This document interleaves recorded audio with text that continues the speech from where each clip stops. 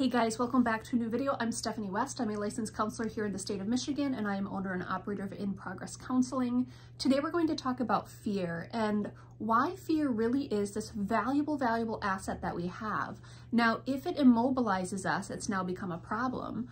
But fear in general is this, it's an invitation to check in on what we have available to do things as well and as safely as possible. So let's talk about back in March, I did a high ropes obstacle course. Now, to be fair, I thought I was signing up just for zip lining. I got there, and to get to the zip line, you had to do things like walk a tightrope suspended at 20 feet and all of the things. And it was really disconcerting, and I felt very disoriented in it. But I had put myself in a position where I was first to go, and so there was like 4 people behind me waiting for me to move. And so the fear of failure and the fear of, looking a fool prompted me towards trying these things. But here's what happened. At the beginning of each new obstacle, there was several procedures I went through. I checked my harness, made sure it was fit.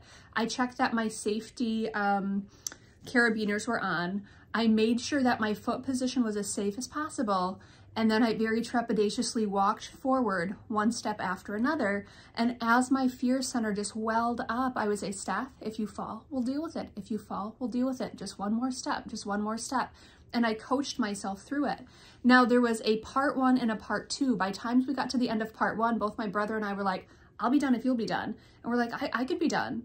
Okay, let's send it. We might as well go. And what was really cool is as we got towards the end of the second set of obstacles, my physiological response had calmed down so much, and I was able to just go and do because I had worked through the fear. My body had been inundated with fear. I let it soar, I let it process, and I took step after step after step. And by the end of it, it was like, hey, we good. This isn't a problem anymore. Now, cut to a few months later, that physiological management of my body helped me when I took swim lessons for the first time. That is a place I would say actual terror showed up. To hold my breath underwater, I'm 35 the first time I do this. I'd never swam before in my life. It was terrifying. It was very scary. But I go through the mental checklist again.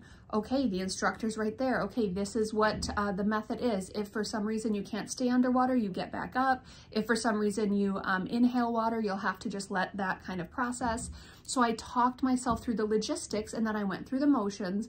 And by the end of day 1, I was able to hold my breath underwater, even though physiologically my body was screaming at me.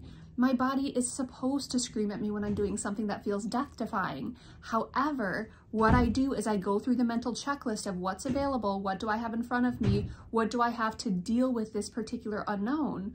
And if I have all the mechanisms in place, I can step towards the fear without becoming incapacitated or immobilized by that. So because I physiologically have been able to calm my body down, I was able to go skydiving just a month ago. That was another place where, what you doing? That's ridiculous.